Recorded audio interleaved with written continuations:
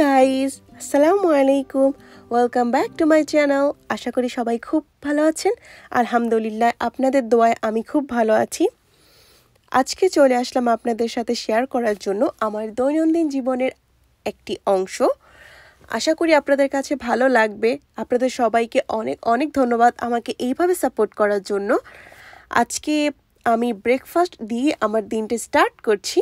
তো আজকে আমি মূলত বানাচ্ছি ব্রেকফাস্টে সবার জন্য এগ স্যান্ডউইচ, যেটা কিনা সবচেয়ে ইজি প্রসেসে আর খুব অল্প সময়ে করা সম্ভব। তো তার জন্য ফার্স্টে আমি ব্রেডগুলোকে টোস্টারে দিয়ে দিয়েছি।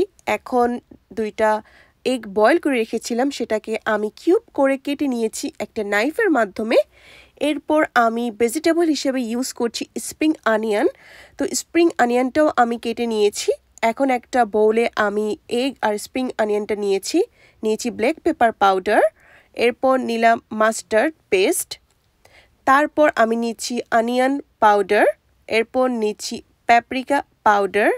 এরপর আমি নিচ্ছি মেয়োনিজ। তো এখানে আমি 1 টেবিল স্পুন মেয়োনিজ নিয়েছি, যেহেতু এটা আমার এখানে ডিমটার অংশটা কম, তো আমি সেই হিসেবেই নিয়েছি। আমার ব্রেডগুলো টোস্ট করা হয়ে গিয়েছে। এখন হচ্ছে স্যান্ডউইচ বানানোর টাইম। তো এই ব্রেডটা বেশি টোস্ট করলে ভালো লাগবে না, তাই আমি নর্মাল টোস্ট করেছি। আর এখানে আছে যে একটা টোস্ট আছে যে অনেক বেশি করা হয়েছে, আরেকটা আছে হালকা। তো এক একজনের এক এক চয়েস। তো আমি মূলত একটু বেশি টোস্ট পছন্দ করি। তো ফার্স্টে আমি ব্রেডের মধ্যে বাটার দিয়ে দিলাম। এরপর দিচ্ছি লেটুস। এর উপরে আমি যে স্যান্ডউইচের জন্য এগের যে মিক্সটা বানিয়েছি সেটা দিয়ে দিলাম, একটা নাইফের মাধ্যমে স্প্রেড করে দিচ্ছি। এরপর এর উপরে আমি দিয়ে দিব যে ব্রেডটা আছে, আরেকটা ব্রেড, সেই ব্রেডটা উপরে দিয়ে দিলেই আমার এগ স্যান্ডউইচ একদম রেডি। সকাল সকাল অনেক সময় দেখা যায় যে একটু লাইট খাবার খেতে ভালো লাগে। আমার মনে হয় এই এগ স্যান্ডউইচটা ইজ দ্য বেস্ট ব্রেকফাস্ট। এটা আপনারা খুব অল্প সময়ে করে ফেলতে পারেন। তো আমার ব্রেকফাস্টটা আমি মূলত আমার হাজব্যান্ডকে দিব অফিসের জন্য। তো তার জন্য আমি তার বক্সে সার্ভ করে দিচ্ছি, সে অফিসে এটা খেয়ে নেবে। আমরাও সবাই করে নিয়েছি ব্রেকফাস্ট। এরপর আমি দুপুরবেলা চলে এসেছি রান্না করার জন্য। অলরেডি আমি অনেক কাজ করে নিয়েছি। ব্রেকফাস্ট ডান করার পর আমার কিছু স্টুডেন্ট ছিল, তাদেরকে আমি পড়ানোর কমপ্লিট পর আমি চলে এসেছি দুপুরে লাঞ্চ বানাতে। তো আজকে লাঞ্চ আমি বানাবো হচ্ছে ইলিশ দিয়ে কুমড়ো রান্না করব। তবে এই ইলিশটাকে আগে কেটে রাখছি। এই ইলিশটা আমার ননসের জামাই আমাদের জন্য এনেছে। তো এই জন্য এই ইলিশ মাছগুলোকে আমি ভালো করে কেটে দেন রেফ্রিজারেটরে রেখে দিব। তো এই জন্য সবগুলো 2টা মাছই আমি কেটে ফেলছি, তাইলে আমার কাজটা খুব হেল্প হবে। কারণ আমি মূলত সব ধরনের কাজগুলো এগিয়ে রাখি এই কারণে, যে কারণ আমার প্রায় হাতে সময় থাকে না। এই জন্য মাছগুলো কাটার পর মাছগুলোকে ভালো করে ক্লিন করে আমি মাছগুলোকে ফ্রাই করতে বসিয়ে দিয়েছি ফ্রাইং প্যানে। কারণ এই যে আমি কুমড়া দিয়ে ইলিশ মাছ রান্না করব, এই কুমড়াটা হচ্ছে আমার রিলেটিভসের তার গার্ডেনের কুমড়ো। তো এই জন্যই মূলত ইলিশ মাছ দিয়ে রান্না করার জন্য বেশি আগ্রহ, কারণ গার্ডেনের সবজির স্বাদটাই একটু ডিফারেন্ট আর এটা অনেক বেশি মজা হয়। তো আমি এটা কেটে নিচ্ছি নাইফের মাধ্যমে, কারণ এটা কাটার খুবই হার্ড ছিল, অনেক খুবই শক্ত ছিল। আর বটি দিয়ে কাটার আমার হাতে তেমন কোনো সময় ছিল না। তো এই জন্য আমি নাইফ দিয়ে এটা কেটে নিচ্ছি। আমি কিউব করে কেটে নিব।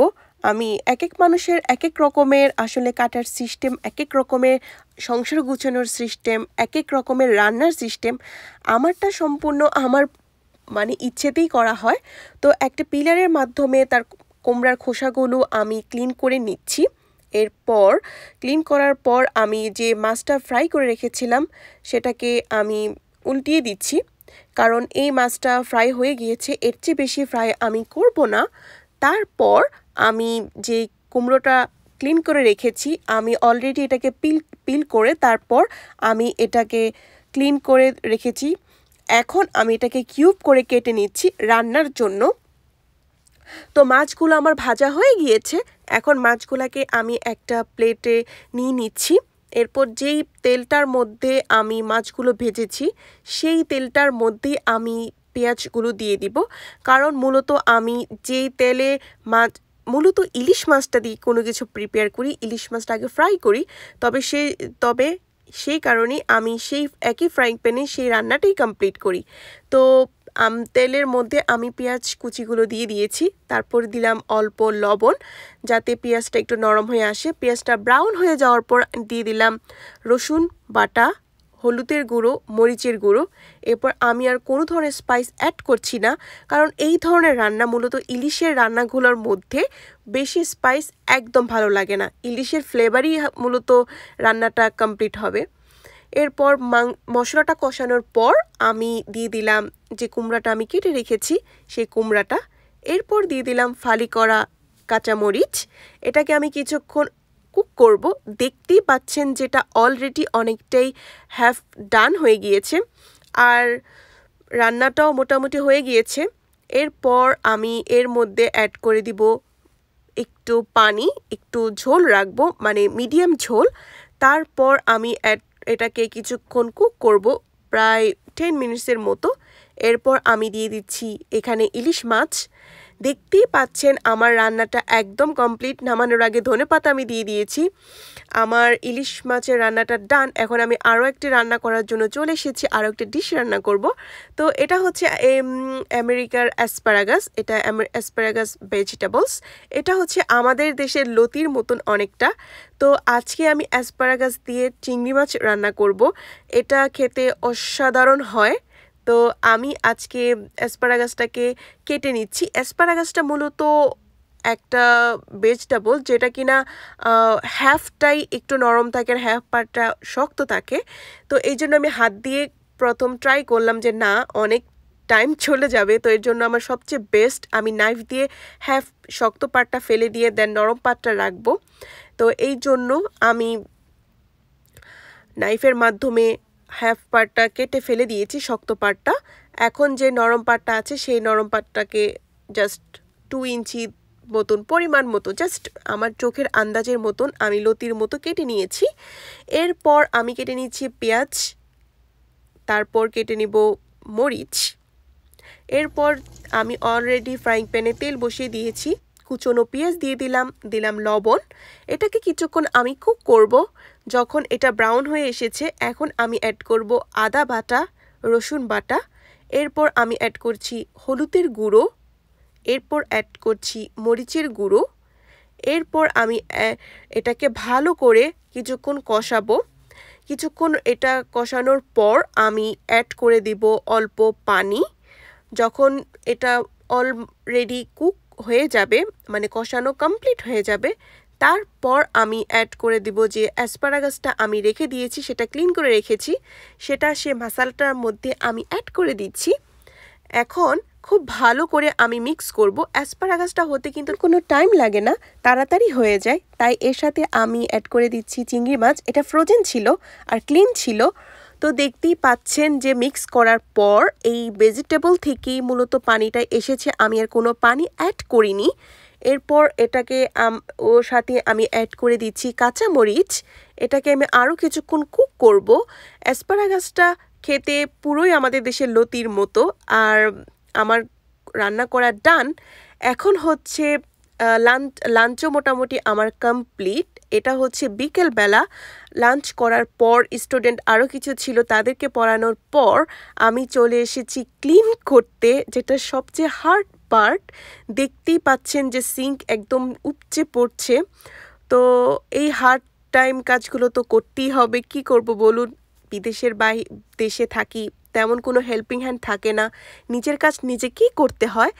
তো তাই এই জন্য সবচেয়ে ফ্রেন্ড যেটা হচ্ছে আমার ডিশ ওয়াশার, সেটার মধ্যে আমি রেখে দিব। তো তার জন্য ফার্স্টে আমি প্লেটগুলোকে খুব ভালো করে ক্লিন করে নিচ্ছি, মানে আমি উইদাউট সোপ ইউজ করছি, কারণ জাস্ট ময়লাটা যাতে ক্লিন হয় পানি দিয়ে, গরম পানি দিয়ে সেটা ক্লিন করে আমি এগুলো সবগুলো ডিশওয়াশারে রেখে দিব। এটাই হচ্ছে সবচেয়ে বেশি হেল্প আমার জন্য, কারণ এই ডিশওয়াশারের কারণেই আমি অনেকটা রিল্যাক্স ফিল করি। তো প্লেটগুলো ক্লিন হয়ে যাওয়ার পর যে বাটিগুলো থাকে সেটাও আমি গরম পানি দিয়ে ক্লিন করে নিচ্ছি, কারণ আমরা যে ধরনের খাবারগুলো খেয়ে থাকি অতিরিক্ত স্পাইস, তো সেজন্য দেখা যায় যে গরম পানিটাই বেস্ট ক্লিন করার জন্য। আর যে এখন হচ্ছে আমি ডিশওয়াশারে সব কিছু রেখে দিব। আমি মূলত ডিশওয়াশারে যতটুকু সম্ভব প্লেট বাটি দেওয়ার ট্রাই করি। পাতিলটা খুবই কমই দিই, কারণ পাতিলটা দিলে খুব তাড়াতাড়ি নষ্ট হয়ে যায়, তো যত না দেওয়া যায় ততই বেস্ট। তো প্লেটগুলোকে আমি ডিশওয়াশারে নিচের পার্টটার মধ্যে দিয়ে দিচ্ছি, কারণ এটাই হচ্ছে প্লেট রাখার সেকশন। আর উপরের পার্টটা হচ্ছে অনলি বোল বাটি এগুলো রাখার সেকশন। তো যেই সেকশনটার মধ্যে প্লেট রাখা হয় সেখানেই হচ্ছে পাশে চামচ রাখার সেকশন। তো সেখানেও আমি চামচগুলো যেগুলো আছে সেগুলো রেখে দিয়েছি। উপরের পার্টটার মধ্যে আমি বোলগুলো বাটিগুলো রেখে দিয়েছি। এরপর এখানে আপনারা চাইলে গ্লাসও রাখতে পারেন, আমি গ্লাসও রেখে দিয়েছি। এখন হচ্ছে কিছু বোল থাকে যেগুলো একদম ডিশওয়াশারে দেওয়া যায় না, যেগুলো দিয়ে মূলত আমি মূলত বিভিন্ন কাজ করে থাকি, সবজি ক্লিন করে থাকি, সবজিগুলো কেটে রাখি, সেই ধরনের বাটি প্লাস পাতিল যেগুলো থাকে সেগুলো আমি হাতেই ধুয়ে নিচ্ছি। এগুলো হাতে ধুয়ে নিলে সবচেয়ে বেস্ট। ডিশওয়াশারে দিলে যে ননস্টিকটা থাকে বা যে কাজ করতে একদম ভালো হবে না, জিনিসটা নষ্ট হয়ে যাবে। এরপর আমি কাউন্টার টপের উপর জায়গাটা ক্লিন করে নিচ্ছি।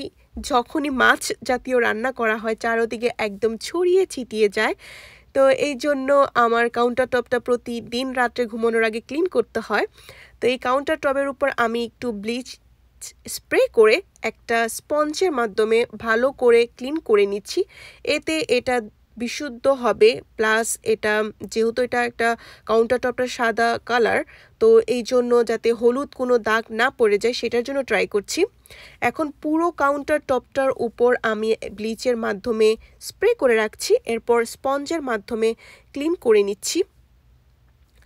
আমার একদম অপরিষ্কার পছন্দ না, আমি যতটুকু পারি আমার পক্ষ থেকে আমি ক্লিন করে রাখি, কারণ যেহেতু বিদেশের বাড়িতে তেমন কোনো হেল্পিং হ্যান্ড থাকে না, তো নিজের কাজ নিজেকে করতে হয়। আর যখন যে কাজটা কমপ্লিট হয়ে যায় সেইটাই যদি তখন গুছিয়ে রাখা হয় তাহলেই কিন্তু অনেকটা কাজ এগিয়ে আসে।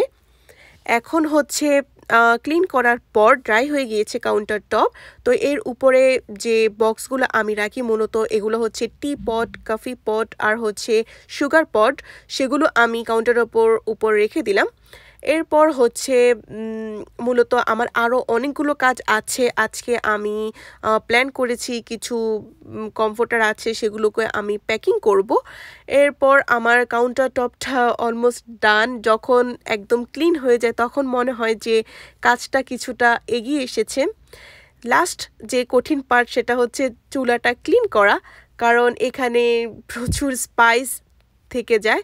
তো আমি মূলত আমি চুলাটাকে ক্লিন করার পর সেটাকে অ্যালুমিনিয়াম দিয়ে ফয়েল পেপারে দিয়ে আমি এটাকে পুরোটা কভার করে রাখি, তাহলে কিন্তু যখন এটা নোংরা হয়ে যায় আমি জাস্ট অ্যালুমিনিয়ামটা ফেলে দিই। তো এই জন্য আজকে আমি পুরো চুলাটার উপরের পার্ট ব্লিচ দিয়ে ক্লিন করে নিয়েছি, স্প্রে করেছি, তারপর স্পঞ্জ দিয়ে ক্লিন করে নিয়েছি, তাতে আমার কাজটা অনেকটা এগিয়ে এসেছে।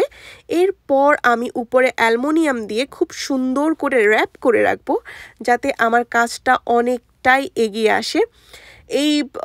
এই কাজটা করার কারণে দেখা যায় যে আমার অনেক সময় অনেক রিলেটিভস চলে আসে বা অনেক সময় অনেক মানুষ চলে আসে বাসার মধ্যে, বা খুব তাড়াহুড়ার মধ্যে থাকি, তখন জাস্ট উপর থেকে র্যাপটা তুলে ফেলে দিলেই একদম ক্লিন থাকে। তো এটা খুবই হেল্পফুল, আপনারাও এটা অ্যাপ্লাই করতে পারেন। আশা করি এটা আপনারা অবশ্যই এটা হেল্প পাবেন। এরপর আমি এটার উপরে যে বার্নারগুলো আছে চুলার উপর, সে বার্নারগুলো বসিয়ে দিয়েছি। আমার চুলার কাজ অলমোস্ট ডান। তখন অলমোস্ট রাত 9টা বেজে গিয়েছিল, কিন্তু তখন প্লাস ডিনারের টাইম, ডিনারও সবাই খেয়ে নিয়েছে। এরপর হচ্ছে আমি চলে গিয়েছি আমার রান্নাঘরের আরও কিছু যেগুলো আমি অর্গানাইজ করে রাখি সবসময়, সেগুলো সেট করে রাখছি। এখন চলে এসেছি আমার রুমে, কারণ এখন মেইন কাজ হচ্ছে যে কমফোর্টার বা ব্ল্যাঙ্কেটগুলো আমরা ইউজ করি সেগুলোকে ক্লিন করা হয়েছে, এখন এগুলোকে প্যাকেট করে রাখবো আমি। তো এই জন্য এগুলোকে সবগুলো গুছিয়ে রাখছি। এই কাজটা সবচেয়ে বেশি হার্ড পার্ট, কারণ এগুলোকে বক্সে করে রাখাটা আমার কাছে মাঝে মাঝে খুব টায়ার্ড লাগে, কিন্তু কি করা বলুন, সংসার করি, সংসারকে তো ভালোবাসতেই হবে। তো এই কঠিন পার্টটাও করে নিচ্ছে। আজকে মূলত সারাটা দিন আমার অনেক কাজ করা হয়েছে, এর পাশাপাশি আমি এটা খুব এনজয় করি, কারণ আমার সংসার আমি যদি গুছাই তাহলে আমার কাছেই ভালো লাগবে, আমার কাছেই খুব শান্তি লাগে, রিল্যাক্স লাগে। আপনাদের কাছে কেমন লাগে সংসারে কাজ করতে আমাকে জানাবেন কমেন্টস বক্সে। এখন সেগুলো কাজ কমফোর্টার গুছানো হয়ে গিয়েছে, সেগুলোকে অর্গানাইজ করব, মানে আমি এগুলোকে সব ক্লোজেটে পার্টে পার্টে রেখে দিব, কারণ যখন উইন্টার আমাদের মোটামুটি চলে এসেছে সেই উইন্টারের মধ্যে আমরা বের করব। তো দেখতেই পাচ্ছেন এখানে সব কমফোর্টার রেডি, আর এটা হচ্ছে আমার কিচেনটা যেটা আমি এত কষ্ট করে সারাটা দিন গুছিয়ে রেখেছি। আশা করি আপনাদের কাছে এই ব্লগটা ভালো লেগে থাকবে। যদি ভালো লেগে থাকে অবশ্যই আমার চ্যানেলটি সাবস্ক্রাইব করবেন, লাইক করবেন, শেয়ার করবেন, কমেন্টস করবেন যে আপনাদের কাছে এই ব্লগটা কেমন লেগেছে। আপনাদেরকে অনেক অনেক ধন্যবাদ আমাকে এত সাপোর্ট করার জন্য, আমার পাশে থাকার জন্য। আপনাদের প্রত্যেকটা সাপোর্ট, প্রত্যেকটা সাবস্ক্রাইব আমার কাছে অনেক বড় পাওয়া। আপনাদেরকে অনেক অনেক ধন্যবাদ। দেখা হবে আপনাদের সাথে নেক্সট কোনো ব্লগে। আল্লাহ হাফেজ।